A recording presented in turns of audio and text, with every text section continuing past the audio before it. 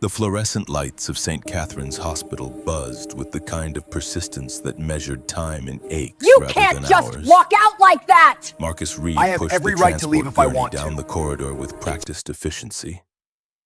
The wheels squeaking against linoleum worn smooth by decades of similar journeys. 10 hours into his shift, exhaustion lived in his shoulders, but his hands stayed steady. They always did when someone needed them. The elderly woman on the gurney clutched his arm, her breathing rapid and shallow. Bad news waited in radiology, and fear had a way of making the body forget its own rhythm. Marcus slowed his pace, leaned closer.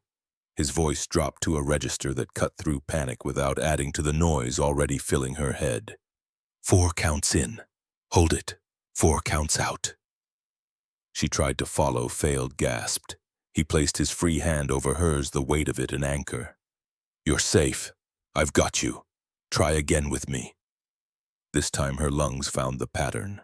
By the time they reached the imaging department, color had returned to her cheeks.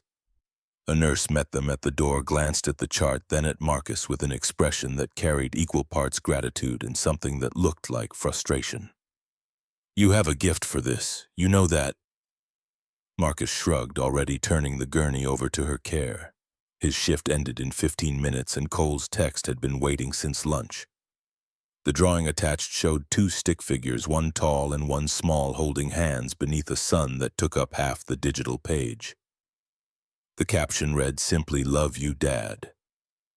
Dr. Sarah Okonkwo stood near the nurse's station, arms crossed, watching him. With that particular intensity that meant she had thoughts she planned to share, whether he wanted to hear them or not. She'd supervised the orderly staff for 3 years and had stopped trying to convince him to aim higher after the first 6 months. Now she just observed, waiting for something to shift. "Marcus, a word." He paused, glanced at the clock. She caught the look. "This won't take long. You could have been more than this." The statement hung in the sterile air between them, neither accusation nor compliment. Marcus met her eyes, saw genuine concern there, and chose his words with care. "I'm exactly where I need to be. Flexible hours mean I pick up Cole after school, help with homework, cook dinner that isn't frozen. And the skills you have, the training, I use them every shift." Dr. Okonkwo studied him for another beat, then nodded once. She understood the choice even if she didn't agree with it. Some men built empires, others built lives. Marcus had chosen his foundation years ago, and nothing about wealth or status could make him second-guess the architecture of what he'd constructed from the wreckage of his marriage. He changed in the staff locker room, trading the hospital scrubs for a clean button-down shirt he'd ironed that morning before Cole woke. The fabric was thin at the elbows, purchased from a discount rack 3 years prior, but it was pressed and tucked and paired with jeans that had been washed enough times to soften into comfort without crossing into shabby. A blind date required effort, and Marcus had learned long ago that dignity came from trying, not from the price tag.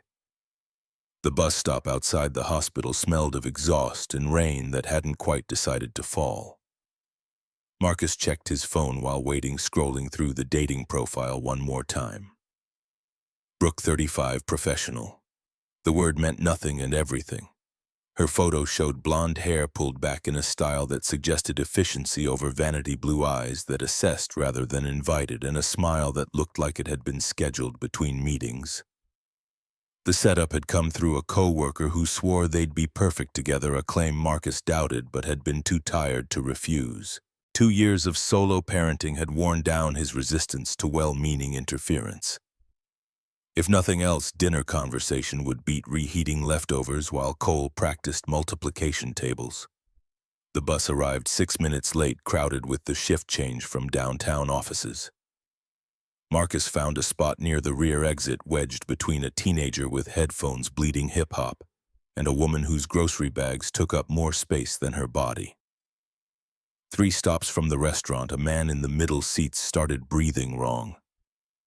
The sound cut through the ambient noise like a knife through cloth, sharp and desperate. Gasping breaths too fast, chest heaving in a rhythm that signaled panic rather than physical distress. Heads turned. People shifted uncomfortably. Someone muttered about calling for help, but no one moved. The paralysis of crowds facing crisis without instruction spread like a virus through the cramped space. Marcus stood without thinking. The teenager's music kept playing. The woman's grocery bags rustled. He moved down the aisle and dropped into the seat beside the panicking man whose eyes had gone wide and unfocused, locked on some invisible threat that lived only in the chemistry misfiring through his nervous system. "Hey, look at me." The man's gaze skittered past around everywhere except toward the voice offering an anchor. Marcus reached out slowly, deliberately, and placed his hand on the man's shoulder. Firm pressure, real contact, something to ground the spiraling mind in the physical world it had temporarily abandoned. "I need you to breathe with me. In for 4 counts. Hold it. Out for 4 counts. Can you try?" The man shook his head, gasping. Marcus checked his watch, the simple analog face showing 6:28 p.m., and started counting aloud, his voice steady and low enough that only the immediate seats could hear. 1, 2, 3, 4. He inhaled, visibly chest expanding, modeling the behavior he was asking for. Hold. Then exhaled, slow and controlled. The man tried, failed, tried again. On the 3rd attempt, his breathing started to match the pattern. Color began returning to his face. The tension in his shoulders eased by millimeters, then inches. Marcus kept counting, kept breathing, kept his hand exactly where it was until the panic released its grip and the man sagged back against the seat, exhausted but present. "You're okay. You're safe. This will pass." The man nodded, unable to speak yet, but his eyes had found focus again. A woman across the aisle whispered to her companion something about doctors in training. Marcus stood, moved back to his original spot, and pulled the cord for his stop as if nothing had interrupted the journey. The teenager never looked up. The woman with groceries offered a small, uncertain smile. By the time Marcus stepped off the bus, evening had settled into the city streets with the weight of accumulated humidity.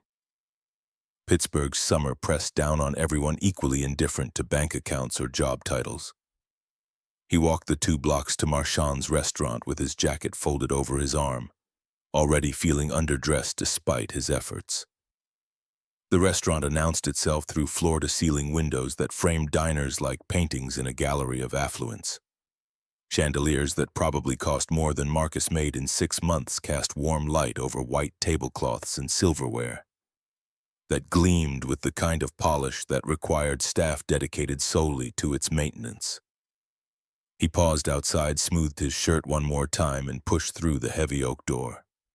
Cool air conditioning hit him first, then the smell of butter and herbs and meat being prepared by people who understood the difference between cooking and cuisine.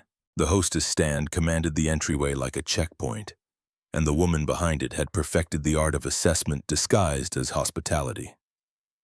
Her eyes traveled from Marcus's scuffed work boots up to his off-the-rack shirt, lingering on the grass stain at his knee that he'd somehow missed during his hurried change. "Good evening. Do you have a reservation?" Marcus stepped forward, shoulders straight despite the exhaustion pulling at them. 7 o'clock. Name's Reed." The hostess consulted her tablet, manicured fingernails clicking against the screen. Her expression shifted in ways too subtle for most people to notice. But Marcus had spent years reading faces across cultural and language barriers in places where misunderstanding got people killed. She'd found his reservation. She'd also drawn conclusions. "Reed, and you're meeting someone this evening. Blind date. Her name's Brooke." The hostess glanced up sharply, scanned the dining room, and landed on a woman seated alone near the windows. Even from this distance, Marcus could see the elegant cut of her blazer, the way she held her wine glass with casual ownership, the phone in her other hand. Reflecting light as she scrolled through what looked like work emails during what should have been personal time.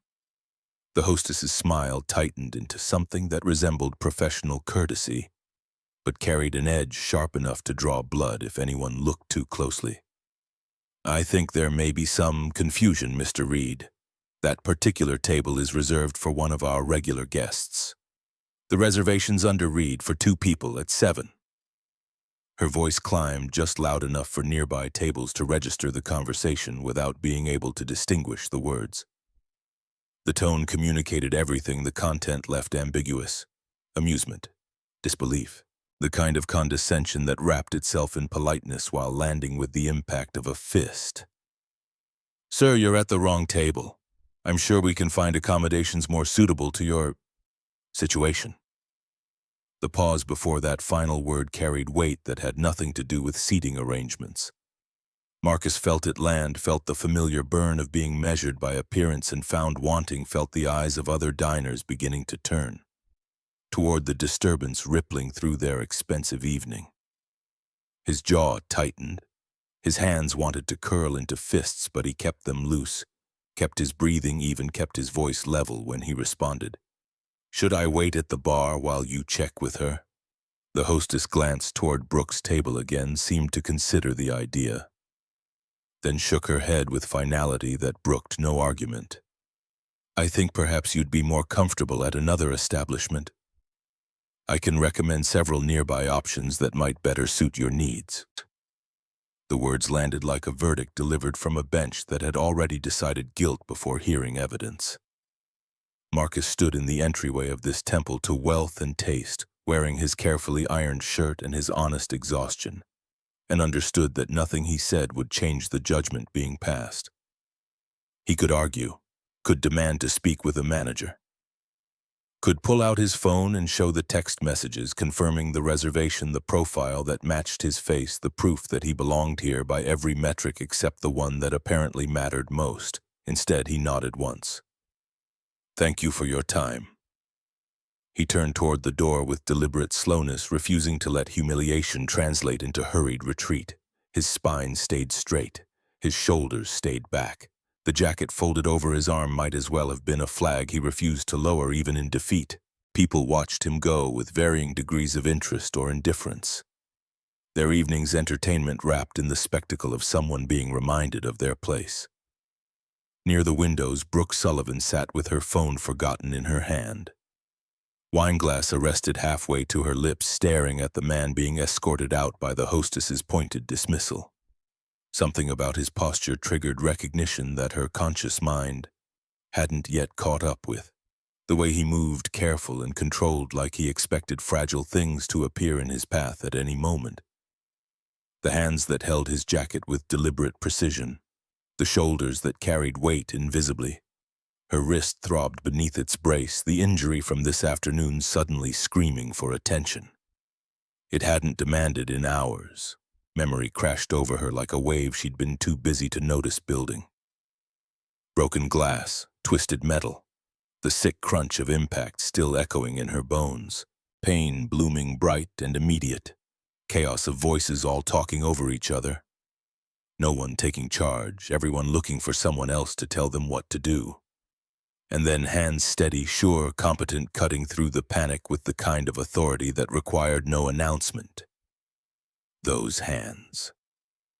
The realization hit her with enough force to make her stand abruptly, her chair scraping against polished hardwood with a sound that carried across the dining room like a gunshot in a cathedral. Conversations faltered, forks paused halfway to mouths. The carefully maintained atmosphere of sophisticated dining developed a crack that spread outward from her table in ripples of curiosity and concern. "Wait." The single word came out louder than she'd intended, sharper, weighted with urgency that had nothing to do with social grace and everything to do with the sudden, horrifying understanding of what had just happened. Marcus stopped with his hand on the door, confused by a summons that made no sense given the last 5 minutes of his life. He turned slowly, and their eyes met across the distance of expensive carpet and uncomfortable silence. Brooke moved before conscious thought caught up with muscle memory. Her heels clicked against the floor as she closed the space between them, ignoring the hostess's expression of dawning comprehension and horror. Ignoring the elderly couple at table 6 who'd leaned forward to get a better view of drama unfolding better than any play they could have purchased tickets for. Recognition hit Marcus a beat behind her movement toward him, his brain finally processing what his body already knew. The woman from the accident, the one whose door he'd had to carefully pry wider, whose pulse he'd checked with fingers that knew exactly how hard to press, whose breathing he'd counted out loud because numbers sometimes helped when everything else felt like it was ending. She reached him, and he could see the brace peeking out from beneath her sleeve. Could see the small butterfly bandage at her temple marking where glass had kissed skin. Could see the way she held herself slightly off-center to favor ribs that had probably met steering wheel hard enough to bruise but not hard enough to break. "You helped me." The words came out unsteady somewhere between statement and question and accusation, though who she was accusing remained unclear. Maybe herself, maybe the universe, maybe the hostess who'd just tried to erase him from a building he had every right to enter. "This afternoon, the accident, you didn't leave."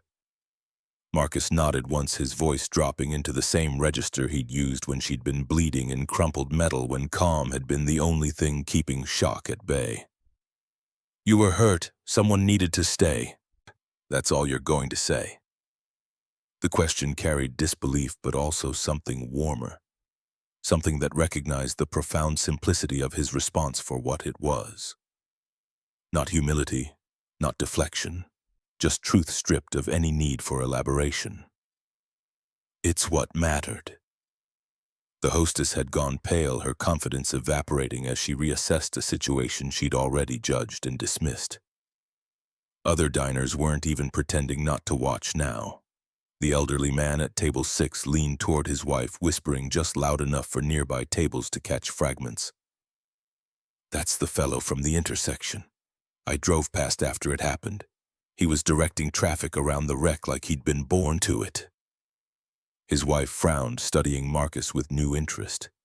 "Is he police?" "Don't know, but he wasn't guessing." Brooke turned toward the hostess, and her voice carried that particular quality of command that came from years spent making boardrooms bend to her analysis, not loud, not aggressive, just absolutely certain that it would be heard and heeded. "He's my date." The silence that followed those 3 words felt heavy enough to crack foundations. Marcus didn't smile, didn't gloat, didn't do anything except stand exactly where he was. Jacket still folded over his arm, waiting to see what came next with the kind of patience that suggested he'd learned long ago that vindication rarely arrived on schedule. The humiliation hadn't vanished. It had simply changed shape, distributed its weight differently across the room. Now it lived in the hostess's reddening face, in the whispers spreading from table to table, in the way power dynamics shifted when truth collided with assumption and won. The hostess cleared her throat, professional mask slipping back into place despite cracks visible at every seam. "Of course. Ms. Sullivan, my apologies for the confusion. Your table is ready whenever you'd like to be seated." She gestured toward the window table with a trembling hand, already mentally composing explanations and apologies that would probably cost her this job by morning. Marcus looked at Brooke, giving her the choice without speaking it aloud. They could sit, they could leave, they could turn this evening into something other than the disaster it had been shaping up to become. Brooke met his gaze and saw something there that made her next words come easier than they should have, given how her hands were shaking with delayed adrenaline and recognition and shame. "I'd like that, please." They crossed the dining room together, and the walk felt longer than geography alone could account for. Eyes tracked their progress. Whispers followed like a wake. The hostess hurried ahead to pull out Brooke's chair, her apology lodged somewhere between her throat and her professional pride, unable to find voice that wouldn't make things worse. Marcus waited until Brooke was seated before taking his own chair, placing his jacket carefully over the back with the same deliberate precision that seemed to govern all his movements. The menu lay untouched between them, its embossed lettering and prefix options suddenly irrelevant compared to the conversation they needed to have. "I'm sorry." The apology came fast, automatic, insufficient. Marcus shook his head, a small motion that carried more weight than the gesture suggested. "Not your fault." "That doesn't make it okay." "No, it doesn't." The simplicity of his agreement disarmed her more effectively than argument would have. He didn't need her to fix this, Didn't need her to perform guilt or outrage on his behalf. Just needed her to see what had happened clearly and not pretend it away with excuses that would make her feel better while changing nothing about the reality of what men like him faced in spaces like this.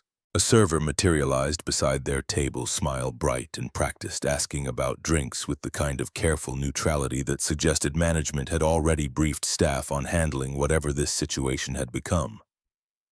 Brooke ordered water. Marcus did the same. When the server retreated, Brooke leaned forward slightly, studying his face with the same intensity she probably brought to due diligence reports and market analyses. "I didn't recognize you at first. I should have.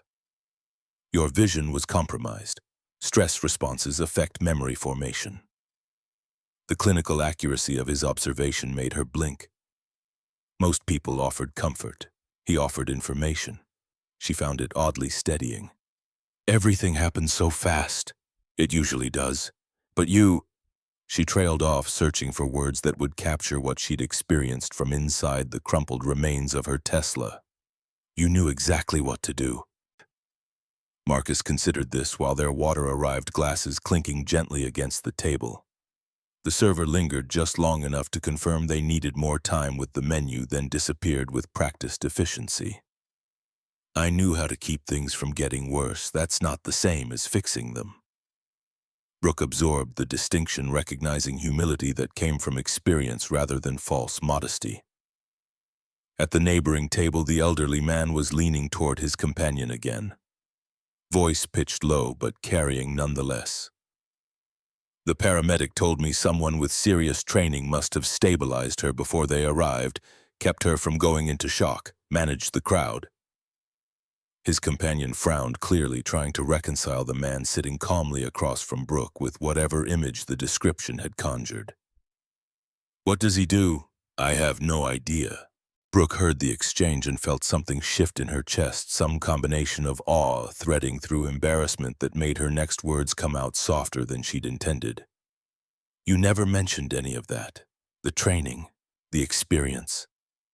Marcus met her eyes across the table, his expression neutral but not unkind. "You didn't ask." Fair enough. She'd been too busy bleeding and trying not to panic to conduct an interview. The thought almost made her laugh, but the sound died somewhere in her throat when she really looked at him. The scars on his hands that she could see now in good light. The way he held himself with the kind of controlled stillness that suggested someone who'd learned when movement mattered and when it didn't. The watch on his wrist, simple worn analog that she remembered from the accident, because he'd checked it while taking her pulse. "Where did you learn to do what you did today?" "Army. I was a medic for 4 years. The information landed with weight she hadn't expected. Military service explained the bearing the calm under pressure, the way he seemed to assess situations in layers that most people never bothered to examine. It didn't explain why he'd ended up here on a blind date arriving by bus. "And now I work at St. Catherine's Hospital. Orderly staff." Brooke's surprise must have shown on her face because something flickered across his expression, too quick to name, but carrying what looked like resignation.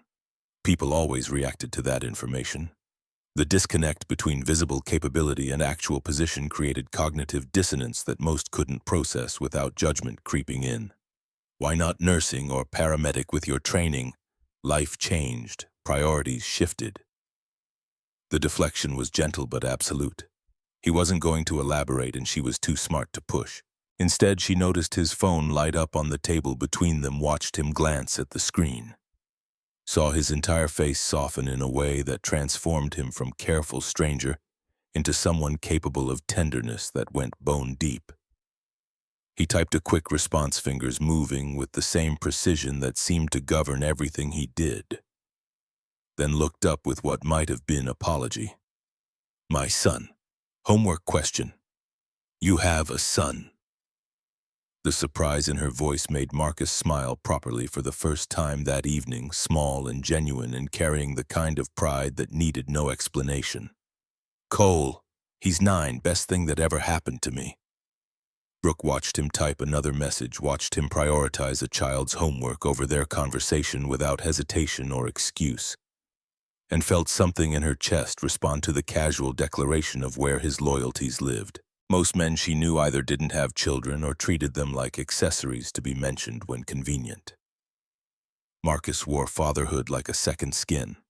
Just the two of you. Yeah, his mother left when he was 2. We haven't heard from her since. No bitterness, no self-pity, just facts delivered with the same straightforward honesty that seemed to characterize everything about him. Brooke tried to imagine raising a child alone while working full-time, tried to picture the logistics and sacrifices and constant weight of responsibility, and couldn't quite make the pieces fit into any reality she understood. That must be hard, Marcus finished when she couldn't find the right word. Sometimes, but he's worth every difficult day, every missed opportunity, every choice I've made to be his father first and everything else second. The declaration hung between them, clarifying without accusation. This was why an army-trained medic worked as a hospital orderly. This was why he took the bus instead of driving. This was why flexible hours mattered more than prestige or advancement. Cole came first. Everything else arranged itself around that immovable center. I don't have children. I work constantly. Sometimes I'm not sure there's much else to me besides the job. Marcus studied her for a moment, then offered something that sounded like acceptance rather than judgment. Different paths, both valid. The server returned, hovering with menus in speculative interest. They ordered without much attention to what they were requesting, both of them more focused on the conversation than the food that would eventually arrive. When they were alone again, Brooke found herself watching his hands as he reached for his water glass, remembering how steady they'd been when everything around them had been chaos. The watch. I remember it from the accident. Marcus glanced down at the worn-faced, simple leather band hands that moved with mechanical precision, unmarred by digital interference. Had it since my last deployment. Keeps good time. It saved my life today. He looked up at that, questioning. You used it to check my pulse, to count my breathing. You kept looking at it like you were tracking something important. I was. Timing matters in trauma response. Too fast means you miss things. Too slow means windows close. The clinical explanation didn't diminish the intimacy of the memory. She'd been hurt, frightened, losing her grip on control in ways that still made her chest tight thinking about it. And he'd been there using a cheap analog watch to measure out the seconds that meant the difference between stabilization and deterioration. Their food arrived, steam rising from plates that probably cost more than Marcus's daily wage. They ate in surprisingly comfortable silence, the initial tension having burned away to reveal something easier underneath. Brooke noticed the way he cut his food, precisely checked the temperature before tasting, and recognized habits formed in places where caution meant survival. You really didn't mind walking away back there? The question came out softer than she'd intended, genuine curiosity rather than accusation. Marcus set down his fork, considering his answer with the same care he seemed to bring to everything. I minded. I just didn't need to prove it to anyone except myself. By leaving, by refusing to let someone else's judgment define my worth. The answer settled over her like a weight, challenging assumptions she hadn't realized she'd been carrying about pride and dignity and how men were supposed to respond to disrespect. Most would have fought, argued, made a scene. He'd simply left with his head up and his integrity intact. I would have fought, I know. Your whole posture changed when you realized what was happening. You went into boardroom mode. Brooke laughed, despite herself recognizing the accuracy of his observation. Is that what you call it? That's what it looks like from the outside. All command and certainty, effective in its context, less so here. Because the hostess wasn't trying to negotiate. She was trying to enforce what she thought were the rules of engagement. Can't reason with that. Can only remove yourself from it with as much grace as possible. The wisdom in his words came from somewhere hard-earned, somewhere that had taught him when to fight and when to walk away, and how to tell the difference between battles worth having and insults that only had power if you gave it to them. Brooke found herself wanting to know more about where he'd learned those lessons, what had shaped him into someone who could remain calm while being publicly humiliated. His phone buzzed again. This time the message made him smile in a way that crinkled the corners of his eyes, transforming tiered features into something younger and more open. He typed a response that took longer than the previous ones, added an emoji she couldn't see, and set the phone aside with visible reluctance. "Everything okay?" "Yeah, Cole wanted to know if I was having fun." "Are you?" Marcus looked directly at her, and the honesty in his gaze made her breath catch slightly. "More than I expected to." The admission hung between them, vulnerable and real in ways that first dates rarely achieved. Brooke set down her fork, leaned back slightly, and tried to reconcile the man across from her with the assumptions she'd built from a dating profile and a brief text exchange. Nothing matched. Or rather, everything matched in ways she hadn't anticipated, revealing depths that two-dimensional summaries couldn't capture. "I need to confess something." Marcus waited, patient as stone. "I almost canceled. I've been working on this acquisition deal that's consuming every waking hour. Rachel, she's my assistant, practically forced me to keep this date. Told me I needed a life outside the office." Smart assistant. Usually. Tonight I'm not so sure. Because I'm sitting across from someone who literally saved my life this afternoon, and I almost stood him up to review market projections. Marcus considered this, then offered something that looked like understanding rather than judgment. "The projections will still be there tomorrow. This is less certain."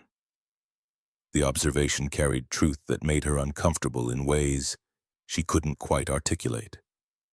She'd built an empire by prioritizing work over everything else, by making the choice to sacrifice personal connection on the altar of professional achievement. Sitting here now, watching a man who'd walked away from advancement to be present for his son, she felt the first stirrings of something that might have been doubt about whether her ladder had been leaning against the right wall all along. "Do you ever regret it? The choices you made? Which ones? Staying small, working a job that doesn't use even half of what you're capable of?" Marcus didn't bristle at the implied criticism in her question. Instead, he seemed to genuinely consider it, turning the idea over in his mind like a stone examined for hidden facets. "I'm not small. I'm focused. There's a difference. Explain it to me." "Small would be doing less than I'm capable of. Focused is directing capability toward what matters most. Cole matters most. Everything else arranges itself around that fact." The clarity of his priorities made Brooke's own suddenly feel muddled and uncertain. She'd spent 15 years building Sullivan and Morrison Capital into a powerhouse that moved markets and made fortunes. What did she have to show for it besides money in accounts she barely had time to spend and an apartment that felt more like a hotel than a home? "I envy that, the certainty. It comes with costs. Like sitting in restaurants wondering if I belong. Like watching Cole's friends go to camps we can't afford. Like knowing I could probably do more with my training but choosing not to because the hours wouldn't work." The honesty of his answer stripped away any romanticization she might have been tempted toward. His life wasn't noble poverty or simple contentment. It was constant negotiation between what he wanted to give his son and what their circumstances allowed. But within those constraints, he'd built something that felt more solid than anything she'd constructed with exponentially more resources. A commotion near the bar pulled their attention. A man sat hard on a stool, breathing too fast, face going pale in the way that signaled panic rather than physical emergency. The bartender hovered uncertainly. Other patrons turned to look without moving to help. That particular paralysis Brooke was starting to recognize as the default human response to crisis without leadership. Marcus was on his feet before conscious thought could have crossed the distance from stimulus to action. He moved toward the bar with purpose, but not panic already assessing as he went. Brooke watched him kneel beside the man, saw his lips moving in what she recognized now as counting, saw him check his watch with that same precise attention to timing that had kept her breathing regulated this afternoon. The man's breathing began to slow. Color started returning. The bartender relaxed fractionally. Marcus stayed exactly where he was until the immediate crisis passed, then stood and returned to their table as if nothing had interrupted the evening's flow. He sat back down, picked up his fork and resumed eating as though he hadn't just talked someone down from a panic attack in the middle of their first date. Brooke stared at him, mesmerized by the casual competence, the absolute lack of fanfare or self-congratulation. This was simply who he was when the world needed something. Present, capable, then immediately back to whatever he'd been doing before, carrying no expectation of praise or acknowledgement. "You keep doing that." Marcus looked up, genuinely confused. "Doing what?" "Stepping into emergencies like they're just part of the landscape, like helping is as natural as breathing." He considered this while chewing thoughtfully, then offered a shrug that suggested the question itself was foreign to his operating system. "It keeps happening. Someone has to respond.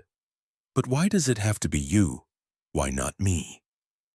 The counter-question hit her harder than any declaration could have. He wasn't driven by hero complex or need for validation. He simply saw problems and possessed skills to address them, and couldn't conceive of standing by when action was possible. It was the most fundamental expression of character she'd ever witnessed, and it made every man she'd dated before feel shallow by comparison. Their check arrived. Marcus reached for it automatically. Brooke put her hand over his, stopping the motion. "Let me, please. We can split it. I know we can, but I'm asking you to let me pay." He studied her face, searching for condescension or pity, finding neither. She simply wanted to buy him dinner, wanted to mark this evening as something worth investing in, wanted to acknowledge, however inadequately, that he'd given her something today that transcended the mechanical transaction of saving her life. "All right, but I cover the tip." They negotiated the compromise, both of them protecting their dignity in ways that felt necessary, even if logic suggested it shouldn't matter who paid for what. When the transaction was complete, they stood and moved toward the exit together. The hostess had disappeared, probably into the manager's office, to face consequences that felt simultaneously too severe and not nearly severe enough. Outside, mist had started falling, that Pittsburgh summer humidity finally deciding to commit to precipitation without quite becoming rain. Streetlights haloed in the moisture, turning the sidewalk into something almost romantic if you squinted and ignored the smell of hot asphalt cooling.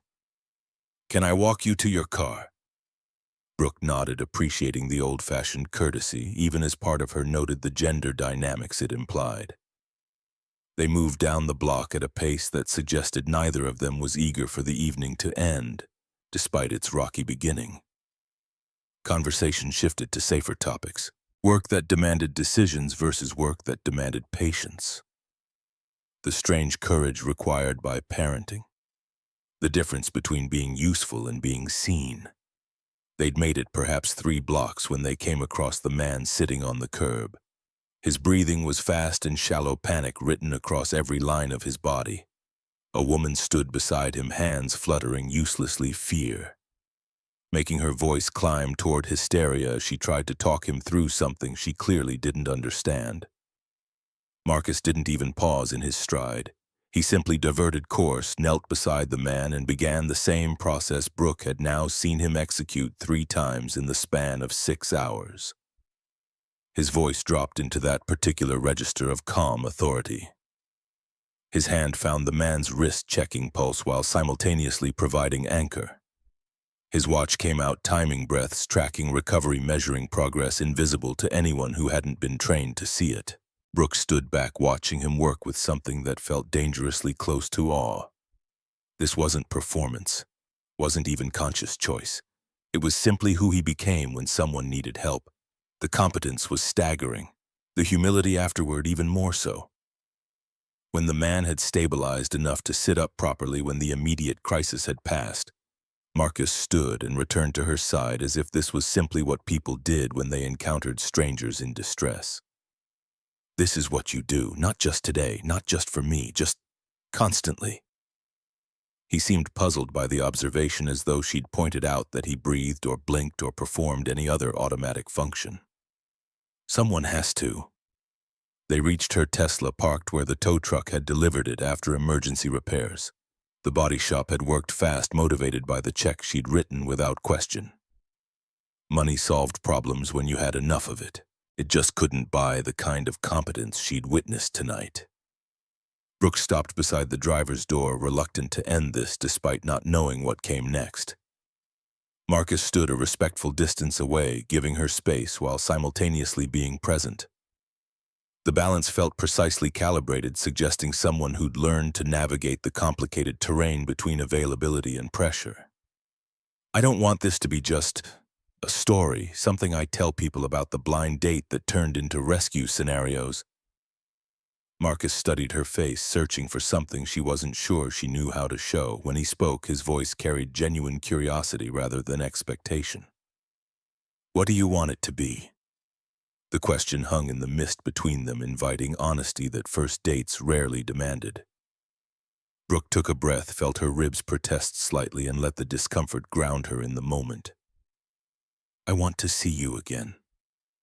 Not because you saved me. Not out of gratitude or obligation, just because I want to know more about who you are when crisis isn't defining the interaction.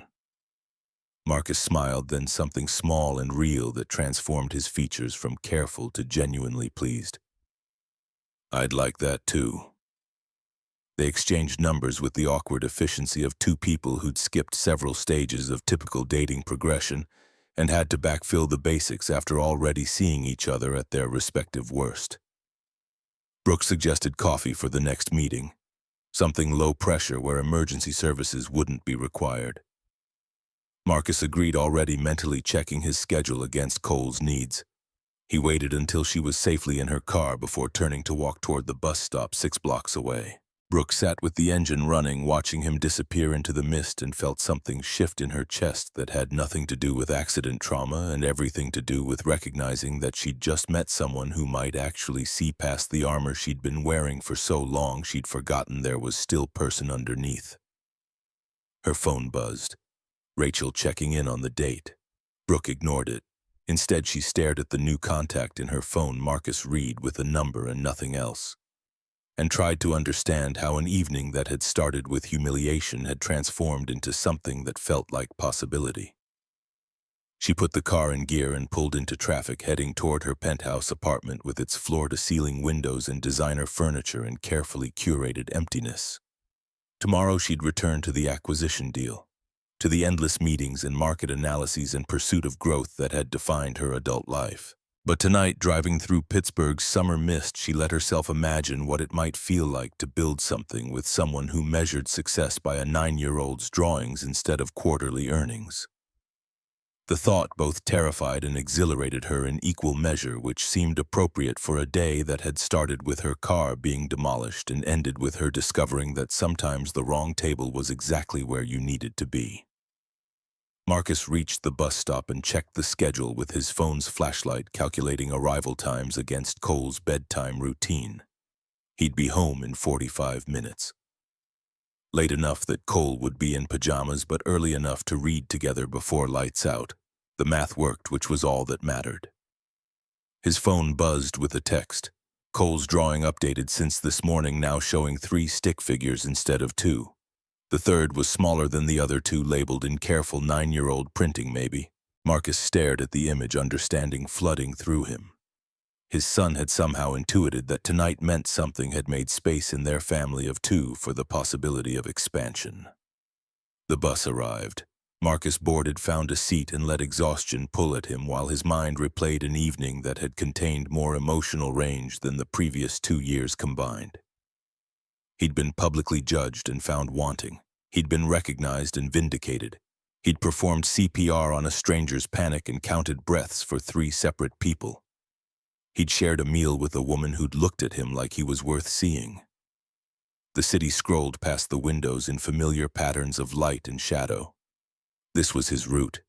These were his streets. This life, modest and focused and built around Cole's needs, was the one he'd chosen. Nothing about tonight changed that fundamental architecture, but as the bus carried him home through Pittsburgh's summer evening, Marcus allowed himself to wonder if maybe there was room in the structure for something more, something that looked like connection. something that felt like the beginning of a story that didn't require crisis to justify its existence. His phone buzzed again.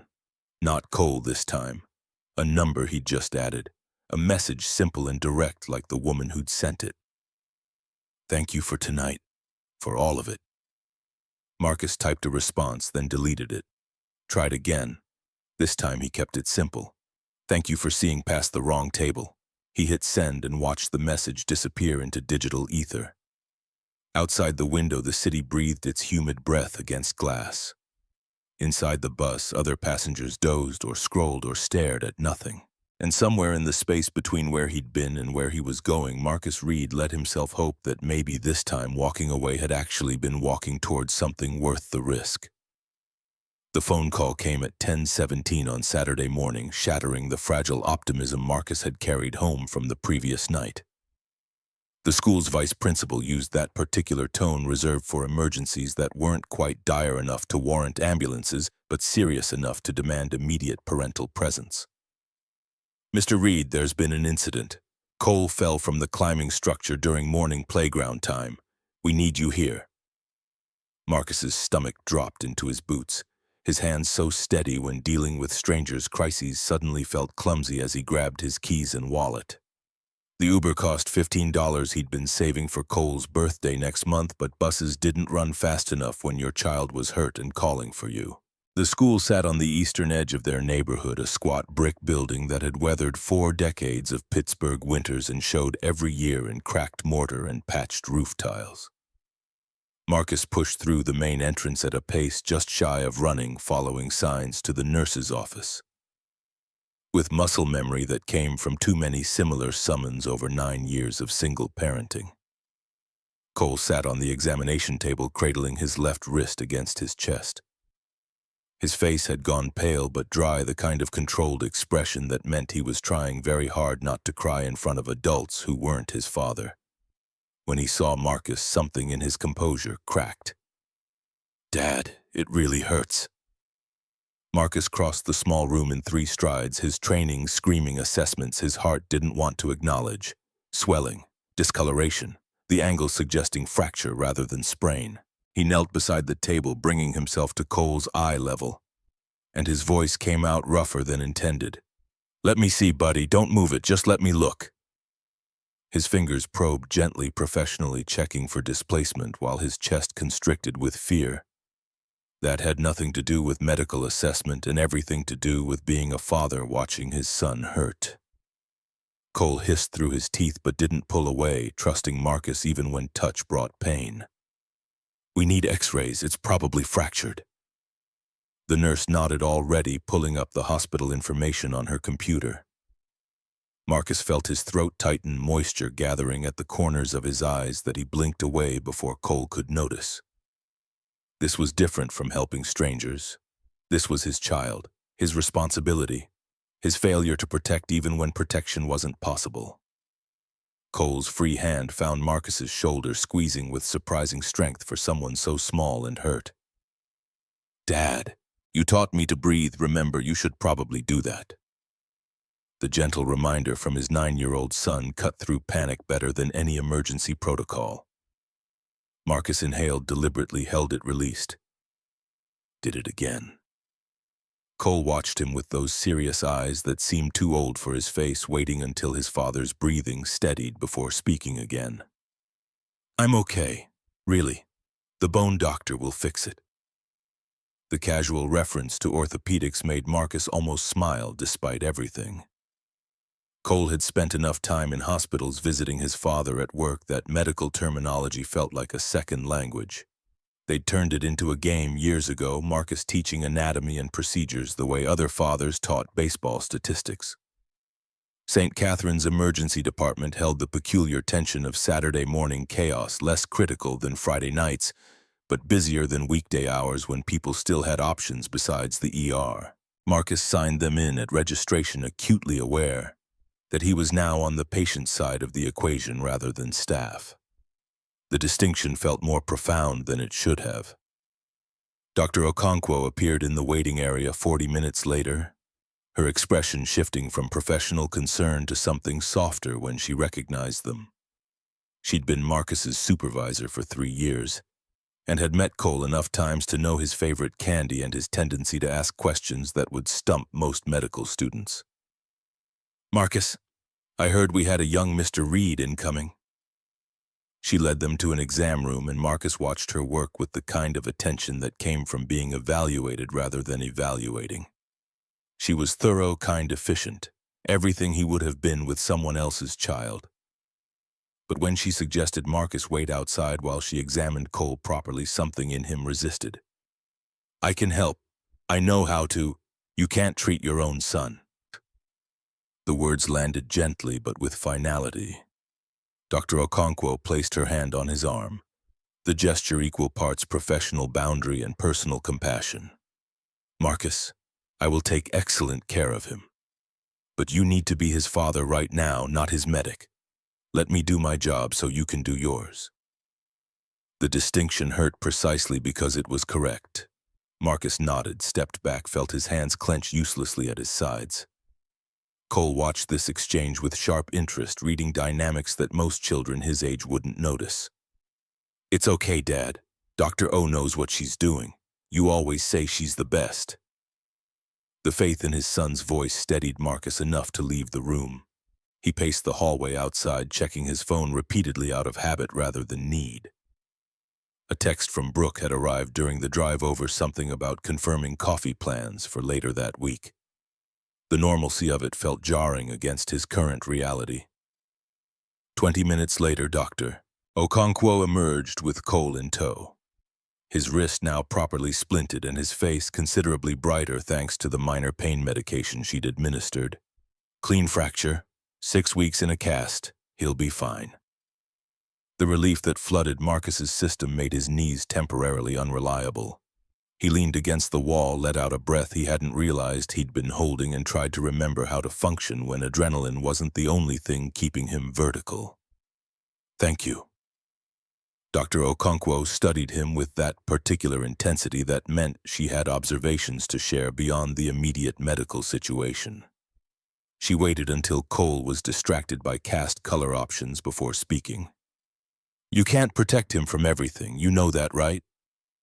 Marcus nodded, not trusting his voice. "And the skills you have, the training, they're valuable, but not at the expense of living." She let that sit between them, neither pushing nor retreating from the implication. Marcus understood what she was suggesting. That maybe working as an orderly when he could be doing more wasn't nobility but fear. That maybe he was hiding behind flexible hours and proximity to his son instead of trusting that Cole would be okay if Marcus actually used his capabilities fully. The observation stung because it might be true. Cole returned with his choice bright blue with silver stars, and the technician got to work applying the cast with practiced efficiency. Marcus watched his son chat enthusiastically about the process, asking questions about the materials and curing time, and felt pride war with something darker. This resilient, curious, brave kid had come from wreckage. From a marriage that had imploded when the demands of single parenthood proved too much for Cole's mother. From Marcus's determination to give his son stability even if it meant sacrificing everything else. Was that protection or prison? His phone buzzed again. Brooke this time, her message brief and unexpected. "Heard about Cole. Bought him something. Can I bring it by?" Marcus stared at the screen, trying to parse how she'd known. Then remembered Harper, her assistant, had connections throughout the hospital administrative network. Information traveled fast in medical facilities, especially when it involved staff members' families. He typed back, deleted it, tried again. Finally settled on something simple. "ICU waiting room, 2nd floor. We'll be here another hour." Cole noticed him typing and perked up with interest that suggested 9-year-olds were far too observant for anyone's comfort. "Is that Brooke from your date? How do you—" "You smiled at your phone the same way last night. You never smile at work messages." Marcus tried to find words that would explain adult relationships to a child who'd never seen his father date anyone, gave up and settled for honesty. "Yeah, it's Brooke. She wants to bring you something." Cole's eyes went wide with an excitement that had nothing to do with gifts and everything to do with the implications. "She's coming here to see us. To see you. You're the one with the broken wrist. But Cole wasn't fooled. He settled back against the exam table with a satisfaction that looked far too smug for someone who'd just fractured a bone. Marcus recognized the expression. It was the same one Cole wore when a science experiment yielded exactly the results he'd hypothesized, like pieces were falling into place according to some plan only he understood. 30 minutes later, Brooke walked into the waiting room carrying a bag from a bookstore Marcus couldn't afford and wearing weekend clothes that probably cost more than his monthly rent. She looked different outside the restaurant setting, more approachable somehow, despite the obvious quality of her casual blazer and designer jeans. Cole's face lit up with recognition that shouldn't have been possible given they'd never met, but somehow the drawing he'd updated last night had prepared him for this moment. He straightened in his chair, trying to look brave despite the fresh cast and the fatigue pulling at his features. Brooke approached with the kind of careful courtesy that suggested someone who didn't spend much time around children, but was willing to make the effort. She knelt so she was at Cole's level, a gesture Marcus noted and appreciated. "Cole, I'm Brooke. Your dad helped me yesterday and I heard you got hurt today. Thought you might want something to read while that wrist heals." She pulled out a complete set of the Percy Jackson series hardcover editions that Cole had been eyeing longingly at the library for 6 months. His intake of breath was audible joy and surprise mixing into an expression that made Marcus's chest ache. "These are my favorites, but Dad said they're kind of expensive right now." The innocent observation landed with the weight of unintended revelation. Brooke's expression flickered not pity, something more thoughtful, before settling back into warm neutrality. "Well, every kid who's brave enough to survive the climbing structure deserves good books. Your dad told me you like mythology. I love it. Do you know the stories about Theseus and the Minotaur? It's about this guy who has to go into a maze and—" Cole launched into an enthusiastic explanation that demonstrated both his intelligence and his tendency to assume everyone found his interests as fascinating as he did. Brooke listened with what appeared to be genuine attention, asking questions that suggested she was actually tracking his somewhat scattered narrative. Marcus watched them interact and felt something shift in his understanding of the previous evening. This wasn't obligation or gratitude. She'd researched what his son liked, spent money that probably meant nothing to her bank account but everything to Cole's excitement, and was now sitting on a hospital floor letting a 9-year-old lecture her about Greek mythology without any visible impatience. Dr. Okonkwo passed by on her way to another patient, caught sight of the scene, and raised her eyebrows at Marcus with an expression that clearly communicated approval mixed with curiosity.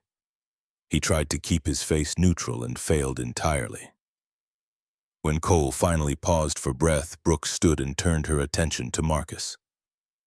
Something passed between them, unspoken but weighted with acknowledgement that this gesture meant more than surface kindness. "Thank you. You didn't have to do this. I wanted to. Besides, any kid who reminds his dad to breathe during a crisis is someone I want to know better." Cole beamed at this assessment of his character. Marcus felt his throat tighten again, but for entirely different reasons than earlier panic. The pieces of his carefully compartmentalized life were beginning to blur at the edges, categories he'd kept separate starting to overlap in ways that felt simultaneously terrifying and inevitable. They left the hospital together, Brooke walking them to the bus stop despite having her car parked in the visitor lot. Cole chattered about the books, about casts, about everything except the fact that his father's date from last night was now standing with them at a bus stop in downtown Pittsburgh. The normalcy with which he'd accepted her presence suggested either remarkable adaptability or the kind of hope that children carried better than adults. When the bus arrived, Brooke surprised them both by asking about coffee later in the week. Not as a tentative question, but as a statement of intent, as though the previous night had settled something that now simply required logistics. Marcus agreed, too aware of Cole watching the exchange with undisguised interest. As the bus pulled away, he glanced back to see Brooke still standing there watching them go with an expression he couldn't quite parse. But that looked like someone making calculations that went beyond simple dating arithmetic. Monday morning brought Marcus back to the hospital for his regular shift. Cole safely deposited at school with strict instructions to avoid climbing structures and detailed explanations for teachers about caste care. The weekend had passed in a blur of reading together, Cole already halfway through the first Percy Jackson book discussing mythology, with the kind of enthusiasm that made parenting feel like the most important job Marcus could possibly hold. Across the city, Brooke sat in the glass-walled conference room of Sullivan and Morrison Capital, preparing to do what she did best: dismantle someone's overconfidence through superior preparation and strategic patience. The acquisition target team sat across the table, three men in their 50s who'd built a regional logistics company into something significant, and now wanted to sell for a price that suggested they thought success made them invincible. Their CEO, Thomas Garrett, had the particular arrogance that came from never being told no by people whose livelihoods depended on his good favor.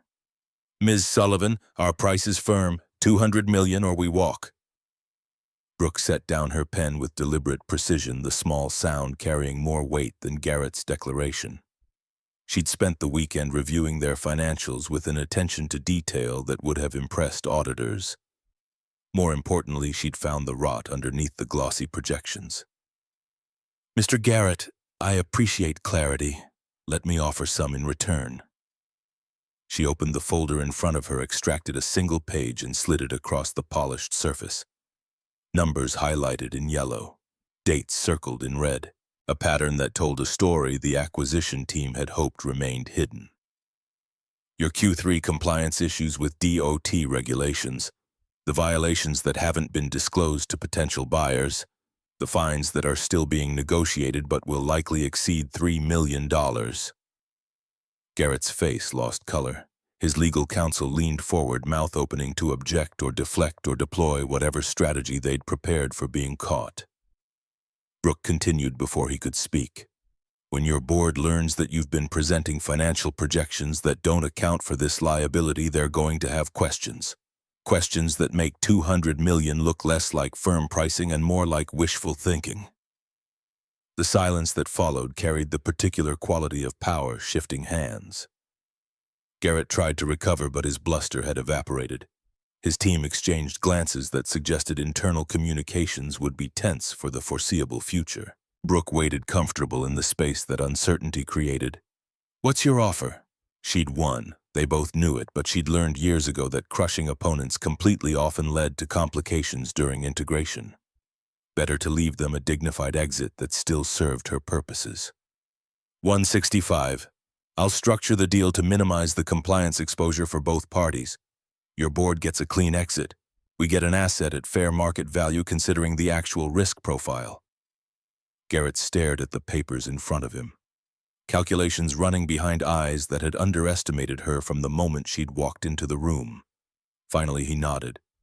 "We'll need to bring this to the board." "Of course. You have 48 hours.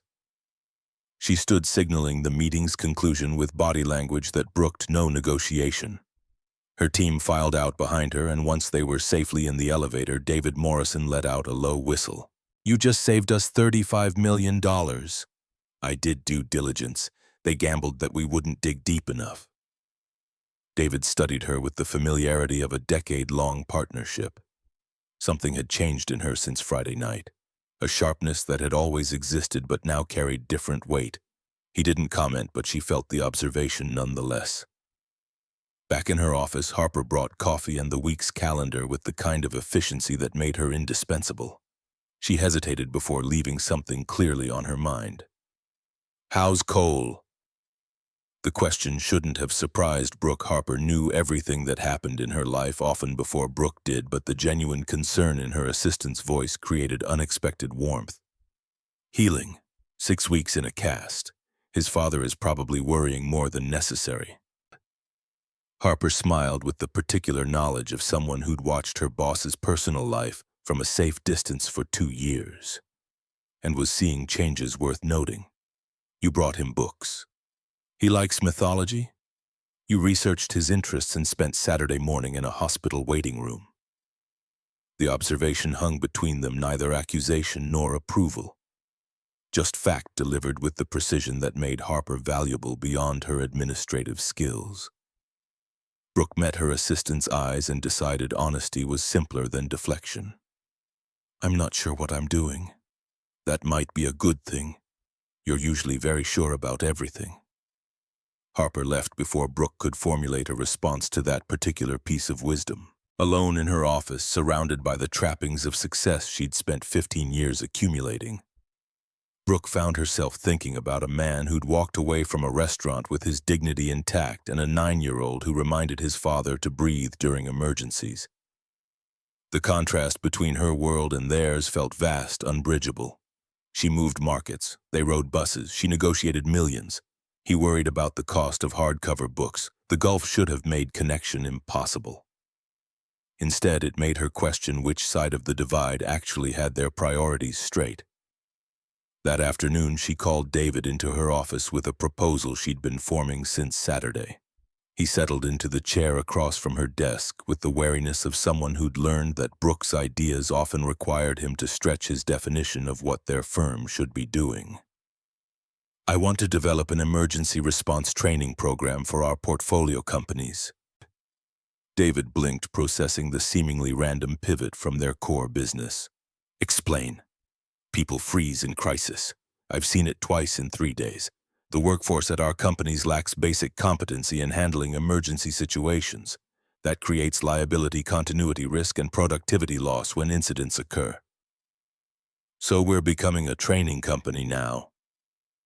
We're becoming a firm that protects our investments through comprehensive risk mitigation. Emergency response is an under-addressed risk vector." David leaned back, fingers steepled, considering. He'd built Sullivan and Morrison alongside her father, had been there when she'd taken over after the heart attack that killed him at 45. He trusted her instincts even when they led into unfamiliar territory. Budget, pilot program, $100,000 for 6 months, single company. If it reduces incidents and improves response times, we scale. Who develops the curriculum? The question she'd been waiting for, the one that would either sell the program or sink it before it started. "I have a consultant in mind, someone with extensive field experience in emergency response. Credentials: Army medic, 4 years active deployment, currently works in healthcare, proven track record of effective crisis management." She didn't mention that he worked as a hospital orderly. Didn't mention that she'd met him less than 72 hours ago. Didn't mention that her interest in this program was tangled up with her interest in him in ways she hadn't fully parsed yet. David studied her for a long moment, reading between the lines of what she wasn't saying, then nodded slowly. "Pilot it. But I want measurable metrics, not just feel-good training that looks good in press releases." Agreed. She'd won. Again. But this victory felt different, more personal, more fraught with implications that extended beyond quarterly returns. As David left, Brooke pulled up Marcus's contact information and stared at it for longer than the simple task of initiating a text conversation should have required. Finally, she committed. "Coffee Wednesday, have a business proposition for you." His response came 15 minutes later, probably during a break between patient transport runs. "Define business proposition." She smiled despite herself. Caution looked good on him. "The kind that pays, trust me." Wednesday afternoon found them at a cafe 3 blocks from the hospital, choosing location based on Marcus's schedule rather than atmosphere. The place was functional rather than charming, filled with medical staff on break and students from the nearby community college. Brooke felt overdressed in her work clothes, but Marcus seemed comfortable enough that she tried to mirror his ease. He'd come straight from his shift, still wearing the hospital ID badge that identified him as environmental services staff. The title was deliberately vague, encompassing everything from housekeeping to patient transport, and she noticed how his hand moved to cover it unconsciously when she sat down. She explained the training program idea while their coffee cooled, laying out the concept with the same precision she'd use in a board presentation. Marcus listened without interrupting, his attention complete in a way that most people's wasn't. When she finished, he set down his cup carefully. "You want me to design emergency response training for corporate employees?" "Yes. I'm not a certified trainer. I don't have teaching credentials. You have something better. You have practical experience and an instinct for what works under pressure. I've seen it. You've seen me help 3 people in crisis situations. That's not the same as developing curriculum. His resistance wasn't defensive, just factual. Brooke recognized the pattern, someone who'd been underestimated so often. He'd internalized the criticism, turned it into armor that protected by expecting nothing beyond his current station. What if I told you I think you're capable of more than patient transport? Marcus's expression shifted, something guarded entering his eyes. Then I'd say you don't know enough about my life to make that assessment. So teach me. The challenge landed between them, more personal than professional. Marcus studied her face, searching for condescension or pity, finding neither. She was offering him something, opportunity or complication, maybe both, and waiting to see what he'd do with it. Why does this matter to you? Honest question deserved honest answer. Because I watched you handle 3 emergencies with more competence than I've shown in 15 years of running a company. Because I froze when my car was hit and you didn't. Because whatever you know, other people need to learn. And if I say no, then we drink our coffee and talk about something else. But you won't. The certainty in her voice made him smile despite his obvious reservations. That confident in your assessment? I'm confident in what I saw. The rest is up to you. Marcus was quiet for a long moment, visibly weighing options and obligations. When he finally spoke, his voice carried the weight of conditions that mattered more than money. I can advise, not lead. I have Cole to think about. Flexible hours aren't negotiable. Understood. And if this interferes with my ability to be his father, I walk, no matter how much you're paying. The boundary was clear, non-negotiable, and exactly what she'd expected from someone who'd chosen his son over career advancement at every turn. Brooke nodded, accepting the terms without argument. Fair. What else? You'll need to do the actual teaching. My role is designing the approach and advising on implementation. I'm not comfortable being the face of this. That surprised her. Most men she knew would have jumped at the visibility, the chance to be recognized for expertise. Marcus was actively avoiding it, and the humility felt both genuine and frustrating. Why not? Because I'm not trying to build a career in corporate training. I'm trying to help you solve a problem. Those are different goals. The distinction mattered to him in ways she was still learning to understand. Brooke accepted it, even as part of her wondered what it would take to make him see his own value the way she was beginning to. They spent another hour mapping out basics, timeline, budget, potential pilot companies. Marcus's suggestions were practical and grounded in reality rather than theory. He thought in terms of what actually happened when people panicked, not what training manuals suggested should happen. The difference between the two approaches was the difference between effective and performative. When they parted, Brooke found herself energized in ways that had nothing to do with caffeine and everything to do with the prospect of building something that mattered beyond profit margins. As she walked back to her office, Harper fell into step beside her with the kind of timing that suggested she'd been waiting. How did it go? He agreed, with conditions, such as, his son comes first, always. Harper studied her boss with an expression that suggested she was seeing something Brooke hadn't fully acknowledged yet. You respect that. Not a question, an observation. Brooke considered denying it, decided honesty was simpler. I do. It's refreshing. Most men I know would have jumped at this opportunity without qualification. Most men you know don't have their priorities straight. The casual assessment carried more weight than Harper probably intended. They continued walking in companionable silence, both of them understanding that something was shifting in Brooke's carefully constructed world. Whether that shift would prove beneficial or catastrophic remained to be seen. The first training session happened on a Friday, 3 weeks after the initial conversation. Marcus had used the intervening time to develop a framework that Brooke had refined into something that looked professional enough for corporate consumption while maintaining the practical edge that made it valuable. They'd rented an empty warehouse space near the Strip District, choosing location based on accessibility and the kind of open floor plan that allowed for scenario practice. 8 employees from a tech startup in Sullivan and Morrison's portfolio filed in, looking skeptical and slightly resentful about spending Friday afternoon on what they clearly expected to be corporate busywork. Brooke stood at the front of the space Marcus positioned deliberately to the side and watched the group settle into folding chairs with varying degrees of attention. She'd learned over the past weeks that his reluctance to lead wasn't fear but philosophy. He believed competence should be distributed, not concentrated, that everyone should be empowered to act rather than waiting for designated responders.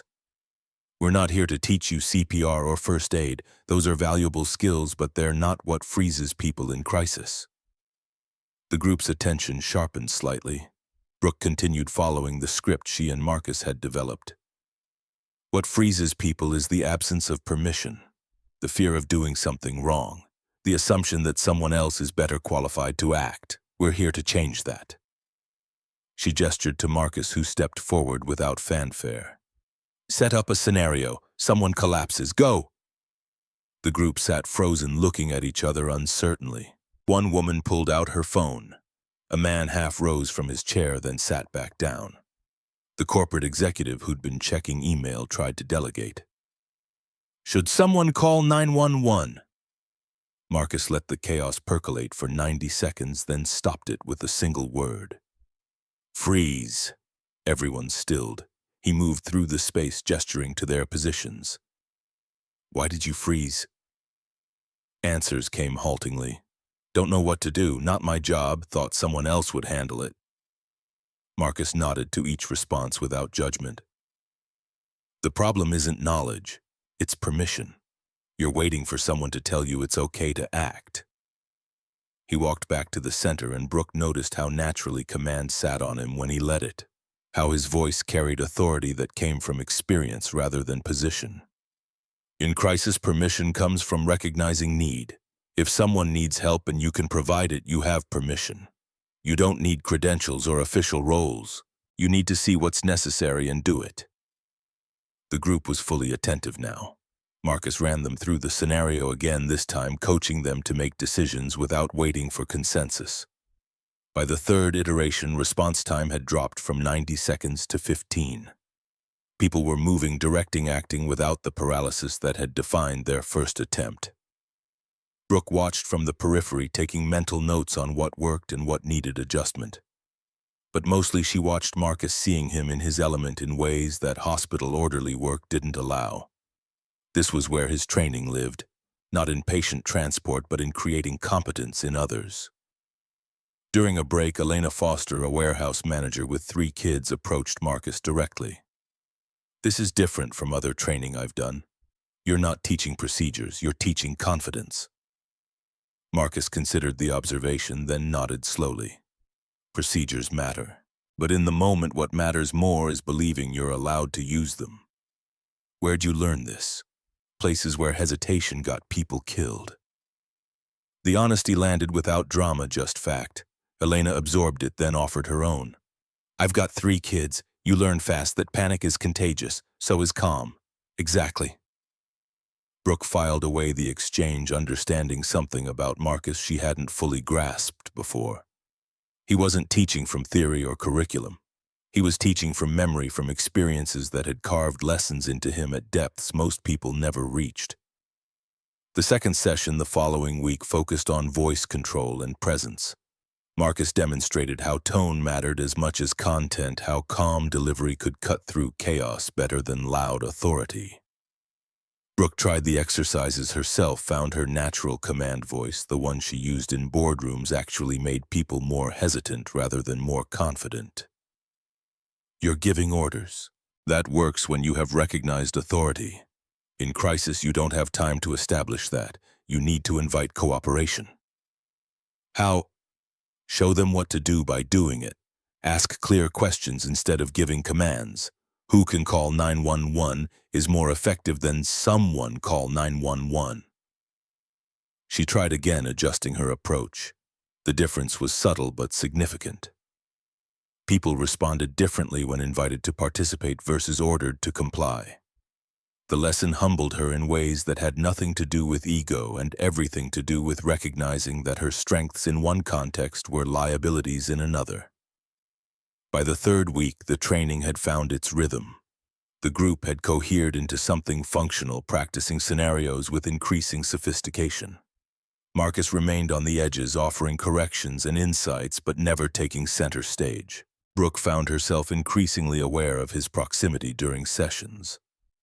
The way his hand would occasionally touch her shoulder to guide positioning, the way their collaboration had developed its own shorthand. After the third session ended, they walked to her car in companionable silence that felt earned rather than awkward. Pittsburgh's early autumn had started asserting itself, cooling evening air carrying hints of the winter that would arrive too soon and stay too long. "This is working." Marcus nodded, hands in his pockets, looking more relaxed than she'd seen him since they'd started. "Your group is good. They're learning faster than I expected. Because you're a better teacher than you give yourself credit for." He gave her a look that suggested he wasn't ready to accept that assessment, but appreciated the sentiment. They reached her Tesla, and Brooke found herself reluctant to end the evening despite having work waiting at home. Dinner. The invitation came out more tentative than she'd intended. Marcus hesitated, and she could see him calculating obligations and logistics. "I need to get home to Cole, but..." He paused, seemed to make a decision. "You could come with nothing fancy, just leftovers and homework help, but Cole's been asking about you." The offer felt more significant than dinner at any restaurant could have been. An invitation into the actual architecture of his life, rather than the public-facing version people showed on dates. Brooke accepted before she could second-guess the implications. Marcus's apartment occupied the third floor of a building that had seen better decades but maintained dignity through careful maintenance. The hallway smelled of cooking and detergent, sounds of other families bleeding through thin walls in ways that spoke to closeness that wealth couldn't buy. Inside, the space was small but meticulously organized. Cole's drawings covered one wall of the living room, evolution of artistic skill visible in the progression from stick figures to more sophisticated renderings. Schoolwork shared space with sketches of mythological creatures, each piece dated and preserved with the kind of care that spoke to a parent who recognized his child's creativity as treasure. Cole looked up from the kitchen table when they entered, face brightening with recognition that suggested Marcus had mentioned Brooke more than he'd probably intended. "Brooke, did you come for dinner? Dad made spaghetti. He makes good spaghetti." The enthusiasm was contagious. Brooke found herself settling into the domestic scene with surprising ease, helping set an extra place while Marcus heated leftovers and Cole provided running commentary on his school day. The cast on his wrist had accumulated signatures and drawings, transforming medical necessity into social artifact. Over dinner, Cole asked about her work with the kind of genuine curiosity that suggested he'd inherited his father's tendency to actually listen to answers. She tried to explain private equity in terms a 9-year-old could grasp, found herself simplifying concepts she usually kept deliberately complex. "So you help companies get better?" "Sometimes. Other times we buy them and change how they operate." "That sounds hard. What if they don't want to change?" The question was more sophisticated than it seemed. Brooke glanced at Marcus, who was watching the exchange with interest. "Then I have to show them why change is necessary, using information they might not have considered." Cole nodded, processing this. "Like when Dad explains why I need to do something even when I don't want to. He uses facts." "Exactly like that." After dinner, Cole retreated to his room for homework with instructions to ask for help if needed. Marcus and Brooke cleaned dishes in the small kitchen, working in synchronized silence that felt comfortable rather than strained. "He's a good kid. He's everything." The simple declaration carried weight that went beyond parental pride. Marcus dried the last plate, set it in the cabinet with precise placement, and turned to face her with expression suggesting he'd been building towards something. "This program you're building, it's changing how people see themselves. Elena told me after last session that she handled a minor emergency at work this week without freezing. That's the goal. But I need you to understand something. If this starts interfering with my time with Cole, I'm out. No negotiation, no guilt. The boundary was clear and Brooke recognized it for what it was. Not rejection, but priority management from someone who'd already made the hard choices about what mattered most. I understand, but what if there was a way to do both? To use these skills fully without sacrificing your time with him? Marcus studied her curiosity mixing with caution. What are you suggesting? I don't know yet. I'm just thinking out loud about whether flexible hours in your current role is the only solution, or if there are other configurations that would let you be present for Cole while actually using your full capabilities. There aren't. I've looked. The finality in his voice suggested old wounds applications rejected, opportunities denied, because qualifications didn't match experience, or because background didn't fit neat categories. Brooke wanted to argue, wanted to promise she could fix it, but recognized that would be overstepping. Instead, she simply nodded. Okay, but if something changes, tell me, why does this matter to you? The question echoed their conversation at the cafe weeks ago. Brooke considered her answer carefully, aware that Cole was in the next room, potentially listening. Aware that Marcus deserved honesty even when it revealed more than she was comfortable showing. Because watching you teach made me realize I've been doing everything wrong. Using authority where I should be building confidence. Commanding where I should be inviting. You're changing how I see leadership. That matters. Marcus absorbed this expression, unreadable. When he finally spoke, his voice had softened slightly. You're not doing it wrong. You're just learning there's more than one way to be effective. The distinction felt generous, more charitable than she deserved. Before she could respond, Cole appeared in the doorway, Percy Jackson book in hand. Dad, I don't understand this part about the prophecy. Can you explain? Marcus moved toward his son automatically, and Brooke watched them settle onto the couch together. Heads bent over the book in postures that spoke to years of this ritual. She should have left, should have given them this private time. Instead, she found herself curling into the chair across from them, listening to Marcus explain narrative structure and mythological symbolism with the same patience he brought to emergency response training. Cole eventually noticed her presence, looked between his father and Brooke with calculation that seemed too advanced for his age. Are you going to stay for breakfast? The question hung in the air, weighted with implications that made Marcus's eyes widen slightly in alarm. Brooke bit back a smile. Not tonight, buddy, but maybe another time. Cole accepted this with a nod that suggested he was already planning future scenarios. When she finally left, Marcus walked her down to her car, despite her protests that it wasn't necessary. On the street, Pittsburgh's evening had fully arrived, streetlights casting pools of yellow on cracked pavement. They stood by her car without immediately separating, something building between them that neither had named yet. Cole likes you. I like him too. He's perceptive. Too perceptive sometimes. Brooke laughed, then sobered. Marcus, what are we doing here? I don't know, but it feels worth figuring out. The honesty of the answer settled something in her chest that had been restless since their first dinner. She nodded, accepting the uncertainty as part of the process. Then let's keep figuring it out. She drove away, watching him in the rearview mirror, standing under the streetlight until she turned the corner. The domesticity of the evening should have felt foreign, should have triggered all her usual claustrophobia around anything that resembled commitment. Instead, it had felt like possibility. The fourth week of training brought David Morrison as an observer, his presence shifting the dynamic in subtle ways. He watched Brooke lead the session with attention that felt evaluative rather than supportive. And afterward, he requested a private word that she knew meant complications. They convened in her office Monday morning, David settling into his usual chair with expressions suggesting concerns he'd been accumulating needed airing.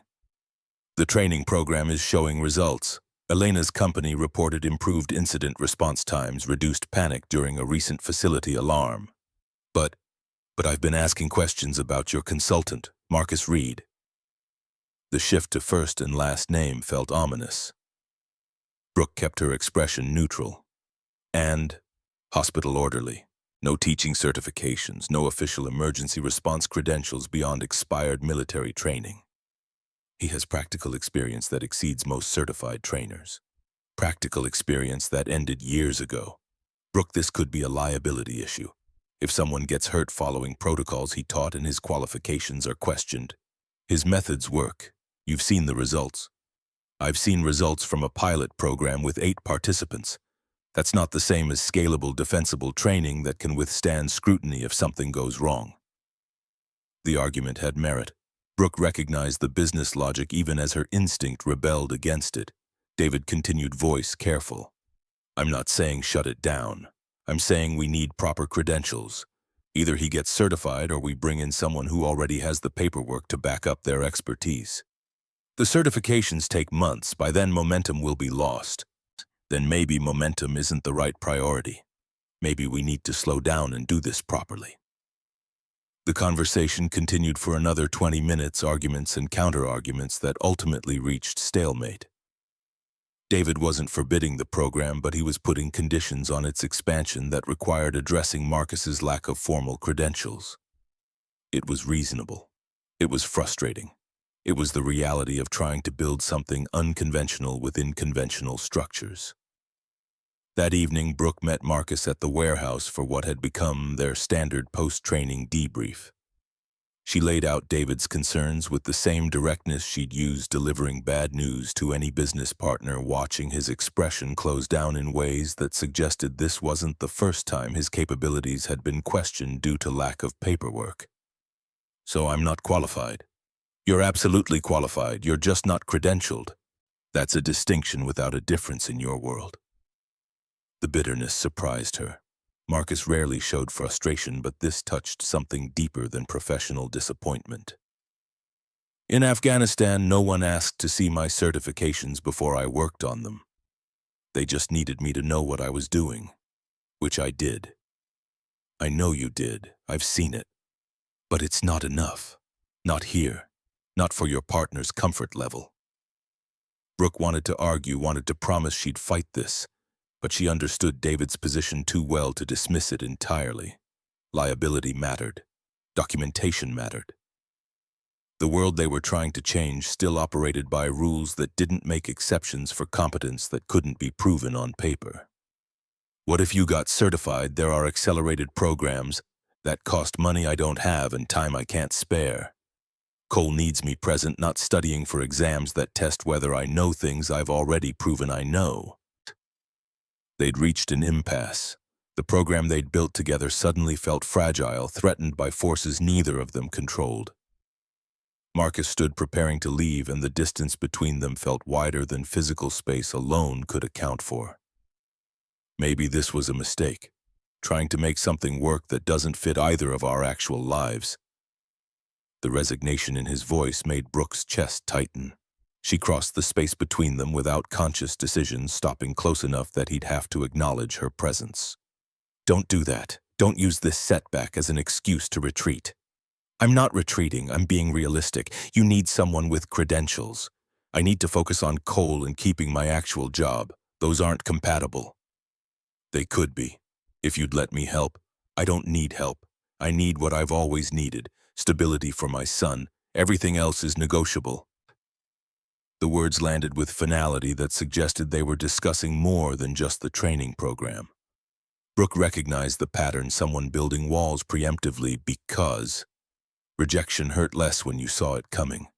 She'd done the same thing for years after her father's death, protecting herself from loss by never letting anyone close enough to lose. Marcus, look at me. He did reluctantly.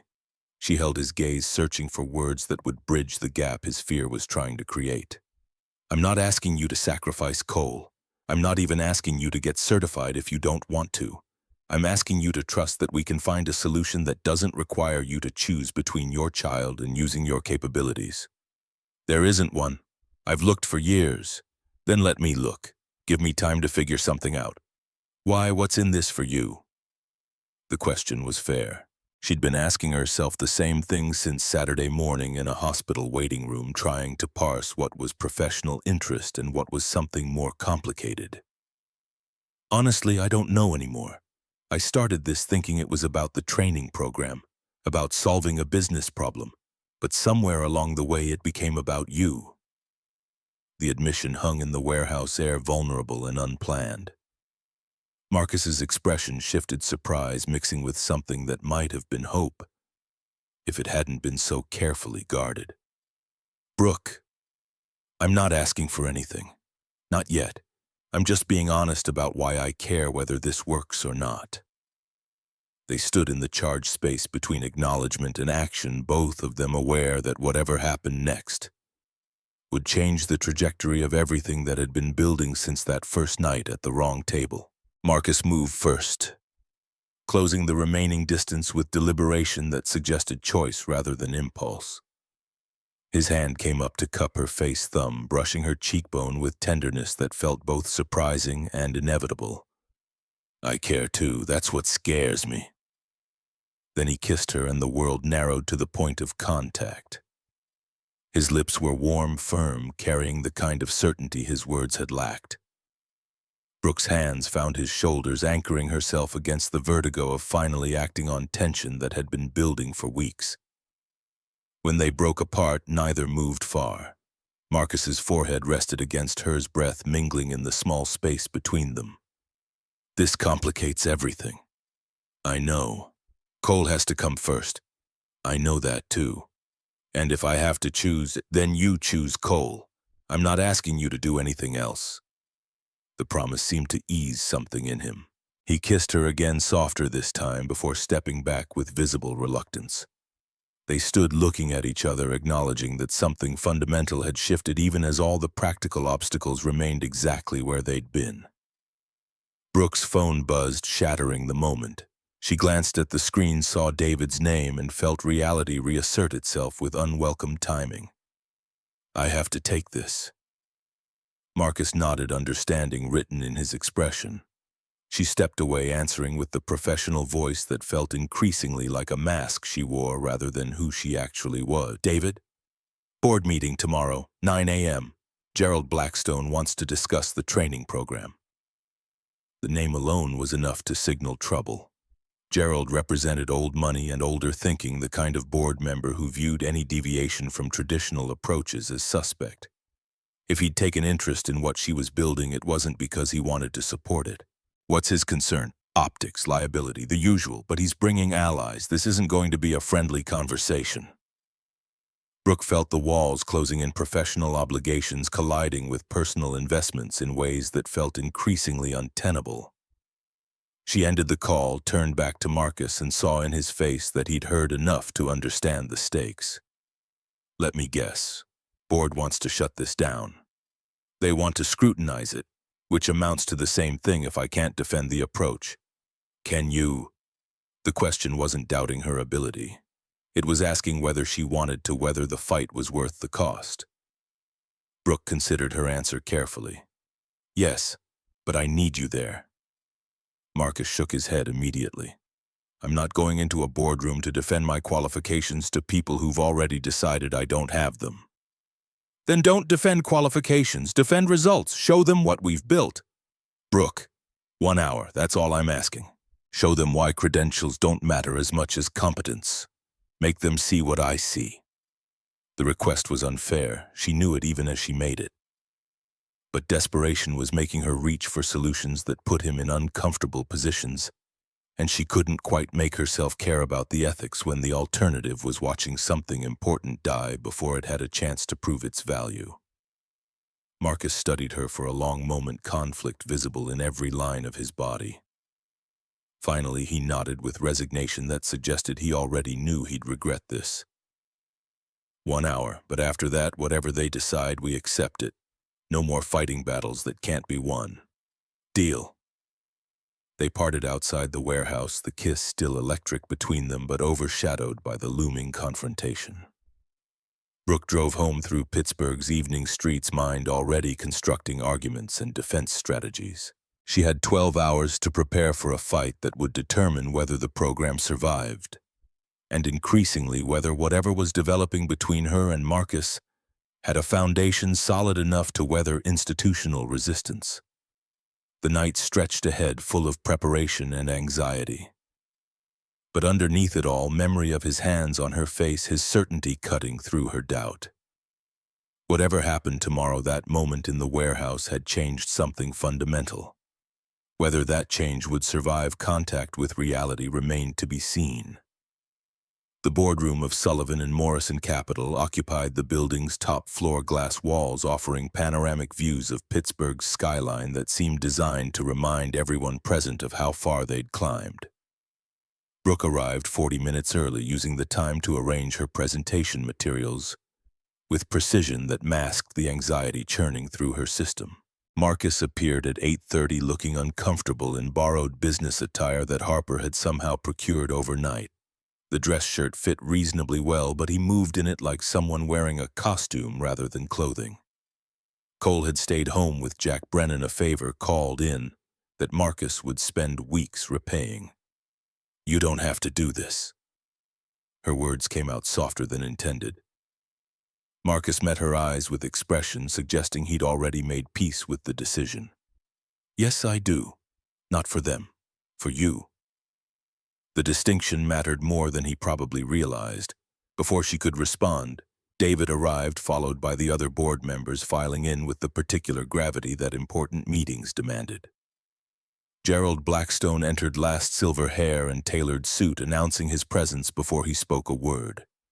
The meeting began with financial reports, quarterly projections, standard business that felt interminable when bigger stakes waited. Finally, Gerald shifted in his chair with the deliberate movement of someone preparing to strike. "The Emergency Response Initiative.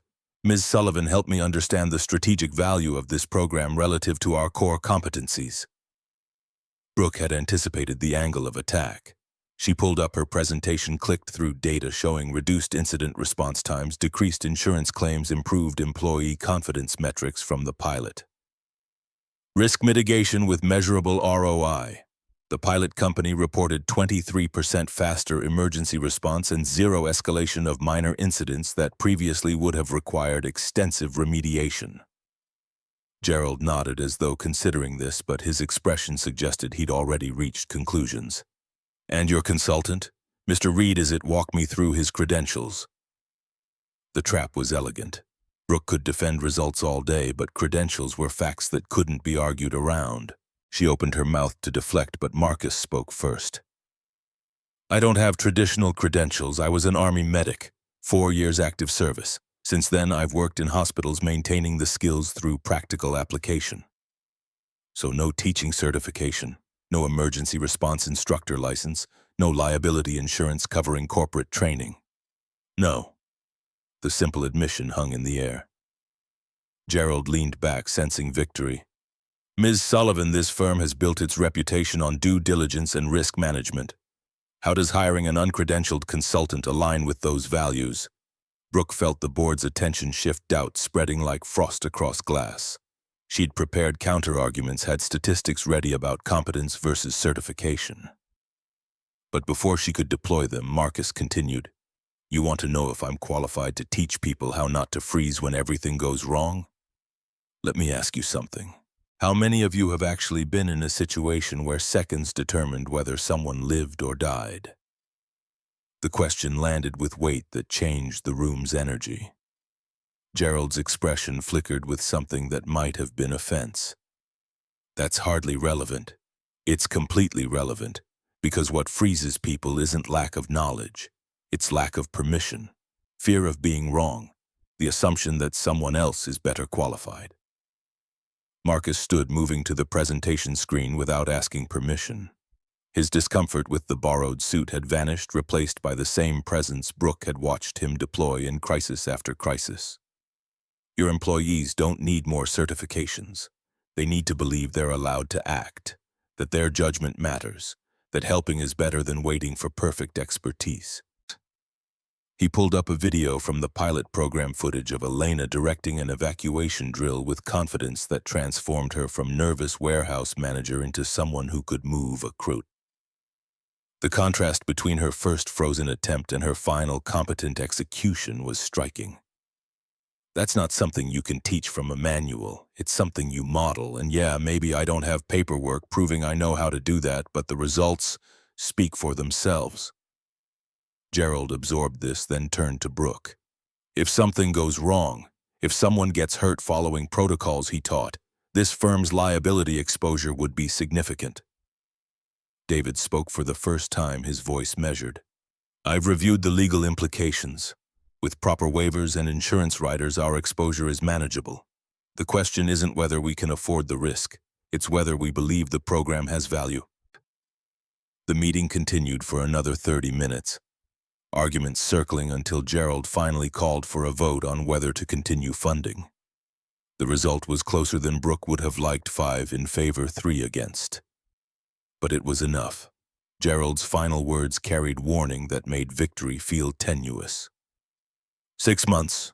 Show me scalable results with proper risk management or this ends. And Ms. Sullivan, find a way to get your consultant properly credentialed or find someone who already has the paperwork. Outside the building, Marcus loosened the borrowed tie with relief that looked physical. That was brutal. You were brilliant, the way you reframed it. I told them the truth. Whether they believe it is up to them. Brooke wanted to celebrate, wanted to acknowledge that they'd won something important.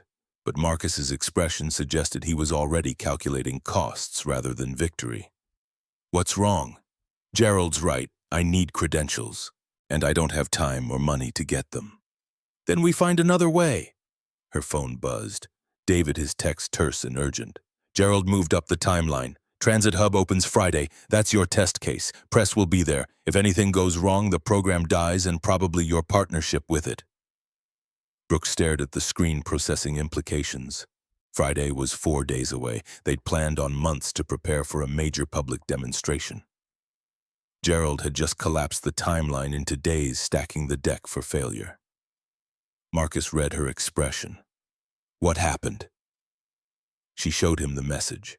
His face tightened, but he didn't argue or complain, just started thinking through logistics with the same systematic approach he brought to every crisis.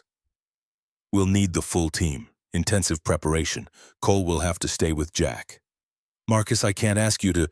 You're not asking, I'm choosing, but if this doesn't work, I'm done.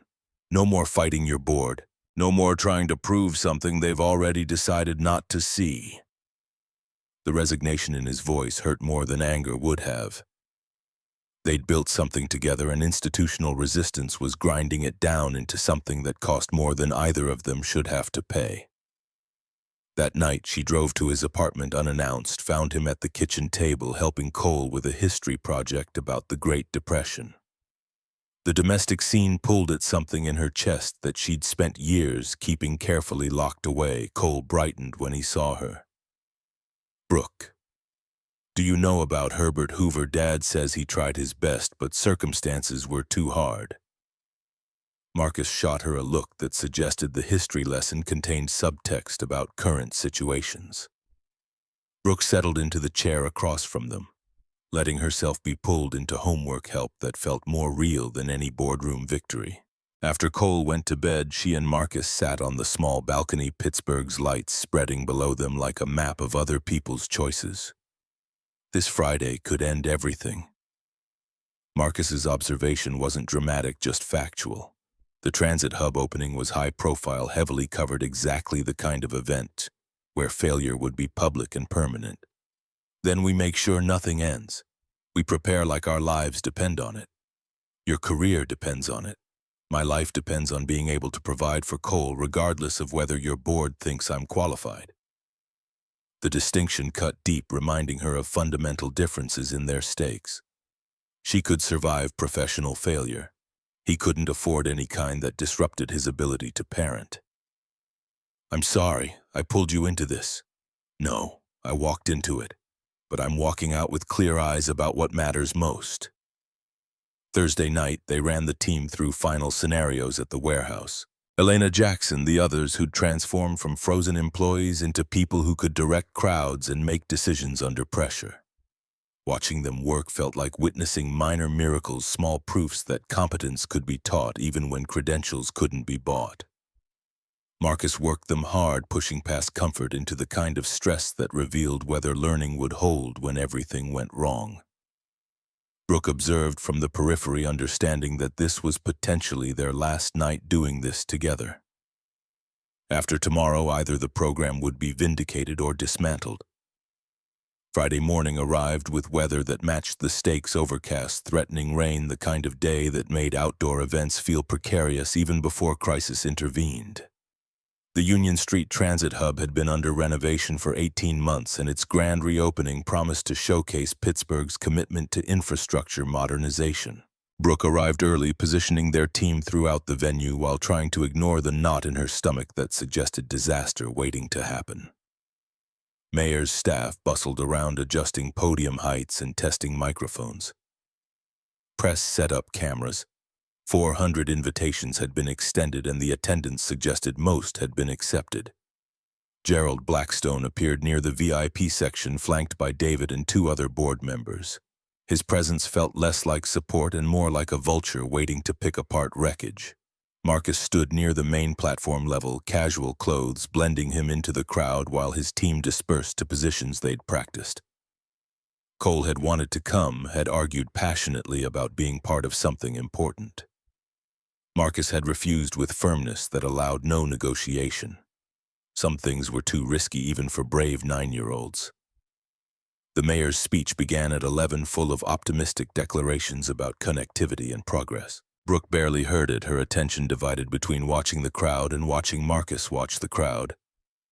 His stillness felt different from everyone else's, predatory rather than passive, ready for movement that hadn't yet become necessary. 11:47. The electrical short happened without warning, sparks showering from an overhead display panel that construction crews had forgotten to properly disconnect. Small fire, easily containable. But 400 people didn't know that. They saw flames and sparks and felt panic rising like floodwater. The crowd moved as one organism, surging toward exits that couldn't handle the sudden pressure. Brooke saw bottlenecks forming, saw parents grabbing children, saw elderly attendees stumbling. This was the moment. Either their training held or people got hurt and the program died. Elena was first to act, her voice cutting through rising chaos with authority that had been practiced but now felt natural. "Stop! Alternative exits this way." She spread her arms, creating physical barrier that redirected flow. Jackson positioned himself at the main stairwell, slowing the surge with deliberate calm that prevented stampede. "One at a time. You're safe. One at a time." Marcus didn't move. He stayed exactly where he was, trusting his training to multiply through people he'd taught. Brooke understood this had to work without him taking over. The program's value was in distributed competence, not in one expert being everywhere at once. An elderly man collapsed near the concessions, clutching his chest while his wife screamed for help. Sarah from the tech startup knelt beside him, checking pulse exactly the way she'd been taught. "Sir, can you hear me? Someone get the AED." Her voice held steady despite her hands shaking slightly. Marcus had told them fear was normal, that acting despite fear was the definition of courage. Sarah was proving him right, making decisions that mattered while waiting for professional responders to arrive. The fire suppression system activated, containing the electrical fire within seconds. But the damage had been done to crowd psychology.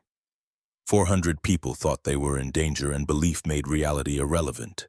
Brooke saw her moment, understood what Marcus had been trying to teach her for weeks. She stepped onto an elevated planter, made herself visible. "Listen to me." Her voice carried command that came from boardrooms but carried calm she'd learned from him. The crowd didn't stop moving, but the quality of movement changed: less panic, more direction. "Fire department is 2 minutes away. We will all get out safely if you follow instructions. North side exit through the marked doors. South side follow the green signs. Walk with purpose. Do not run." Her team amplified the message, each of them directing their section with voices that stayed level even when fear wanted to climb. The crowd began organizing itself, turning chaos into managed evacuation. Fire trucks arrived at 11:53, finding a situation already being handled. The fire chief looked around, processing the organized flow, then sought out whoever had taken charge. Multiple firefighters pointed toward Brooke's team, scattered throughout the space, but clearly working in coordination. "Who organized this?" Elena gestured toward Brooke and Marcus both.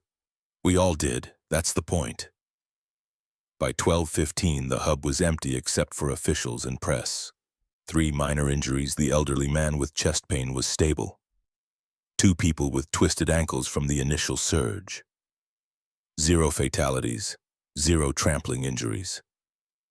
0 of the catastrophic outcomes that could have occurred when 400 people panicked simultaneously. Gerald Blackstone approached Brooke with expression she couldn't quite read. Respect, surprise, reluctant acknowledgement that he'd been wrong. That could have been a disaster. It wasn't, because people knew what to do. Your team performed well. The admission felt dragged from him unwillingly.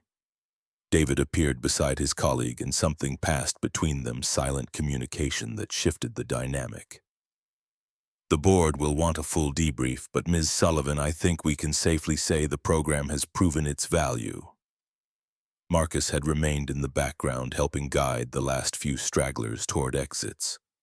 Dr. Okonkwo materialized beside him, having attended the opening in her capacity as a hospital administrator. She'd watched everything unfold with professional interest that now focused entirely on Marcus. "That was extraordinary. The coordination, the distributed response. You designed that system. We designed it. I just helped with the framework.